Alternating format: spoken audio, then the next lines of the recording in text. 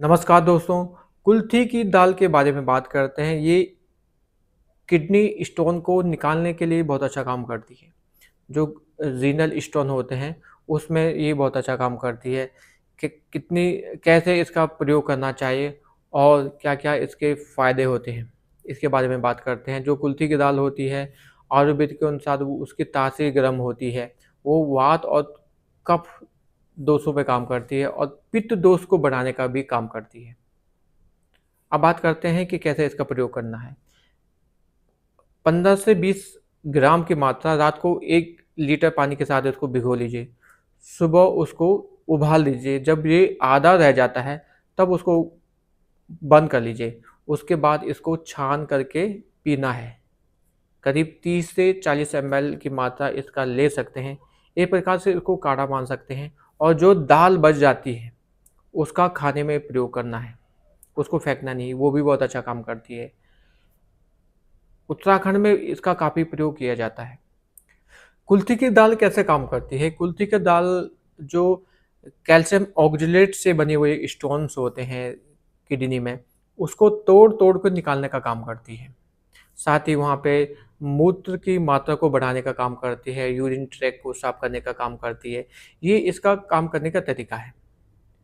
साथ ही जिन लोगों की तासीर पित्त वाली होती है, जिनको ज़्यादा गर्मी, पसीना ज़्यादा आता है, वो इसका प्रयोग कम करें।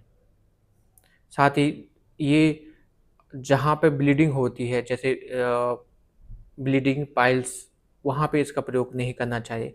या जिन लोगों को पेशाब में जलन होती है या जिनको फिशर इन एनो है, वहाँ पे इसका प्रयोग नहीं करना चाहिए क्योंकि इसकी तासीर गर्म है। वो वहाँ अगर प्रयोग करते हैं तो वो इस समस्या को बढ़ाने का काम करती है। जो लोग पतला होना चाहते हैं, जो लोग मोटे होते हैं, उनके लिए बहुत अच्छा काम करती है।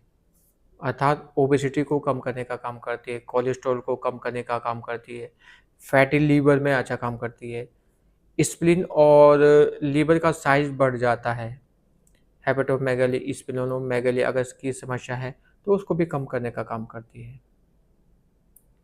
रीनल स्टोन के मुख्य रूप से मोस्ट कॉमन कॉज़ होता है कि जब वाटर इनटेक कम होता है, साथ ही सोडियम की मात्रा ज़्यादा होती है अर्थात नमक ज़्यादा लेते हैं या ज़्यादा मीठा जो खाते हैं। जो लोग ओबेस होते होते हैं या जिनकी सेडेंटरी लाइफ़स्टाइल होती है।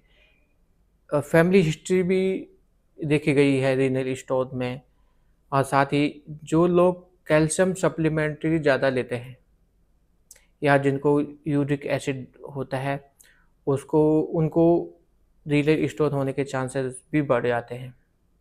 ये इसके कारण हैं। रीनल स्टोन मुख्य रूप से कैल्शियम ऑक्जेलेट्स के बने यूरिक एसिड, ये इसके टाइप्स होते हैं। रीनल स्टोन के सिम्पटम के बारे में बात करते हैं। जिनको रीनल स्टोन होता है उनको ही पता है होता है कि कितना सीवियर पेन होता है। ये सीवियर पेन होता है, पेन लो बैक एक्स में होता है। साथ ही पेन रेडिएट जेनिटल एरिया में हो जाता है। साथ ही नोज़िया, वोमिटिंग की समस्या होती है, लोअर एब्डोमेन में पेन होता है। इसके अलावा बर्निंग मिक्सचुरेशन की समस्या होती है यूरिन करने में दिक्कत होती है। साथ ही पेन ड्यूरिंग यूरिनेशन होता है। ये सब